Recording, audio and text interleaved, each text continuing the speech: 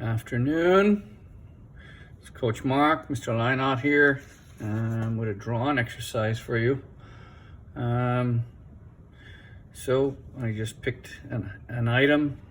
I had keys, so I took my time, picked out a key. I thought it had an interesting shape, and I spent about maybe 5 to 10 minutes drawing it. Now, prior to that, I had folded a piece of paper into 4 squares. So how do you do that? Take a piece of paper, fold it one time, fold it one more time,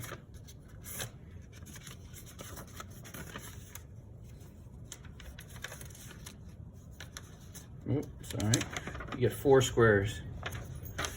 In my first square, I was talking about how I was drawing a key. It was a lot of fun. Challenged myself with an unusual object. And then I said, well, let's see if we can take something that's real and make it abstract. In my second square, I spent less time working on the key. I didn't have as much detail as you may see from one key to the next. Move it over. You can see that I left out some parts that are here on this first drawing.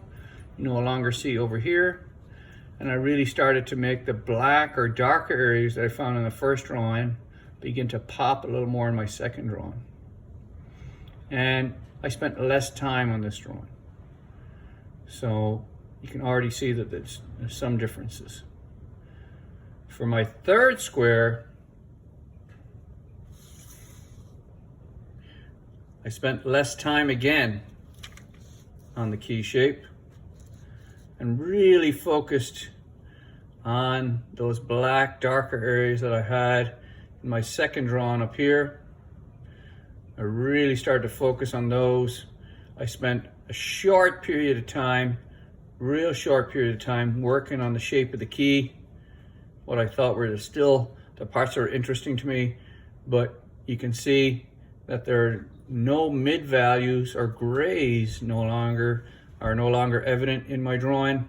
That's gone strictly black and white with no detail apart from the ridges on the key and some of the shapes on the key itself that are used to add it to a keychain. You can see that it's starting to become more abstract from 1, 2, 3, and then finally in the last drawing, I worked very, very quickly to draw the shapes, and I really only thought about the areas that are the darkest and did away entirely with what was remaining of the shape of the key up here and just focused on the darkest areas that I could find on the key. And you can see that it no longer looks like a key. So to review, number 1, I spent the longest time on this drawing. As much detail as I could, some shading, some shadows, some lights and darks, some texture right here, even a number. My second drawing, still taking my time, lights and darks, some shading, but less detail, and the shape is already becoming distorted because I'm taking less time. Drawing number 3, very quick outline, but focusing more on the dark values that I found in drawing number 2. Trying to make those shapes and those dark areas pop.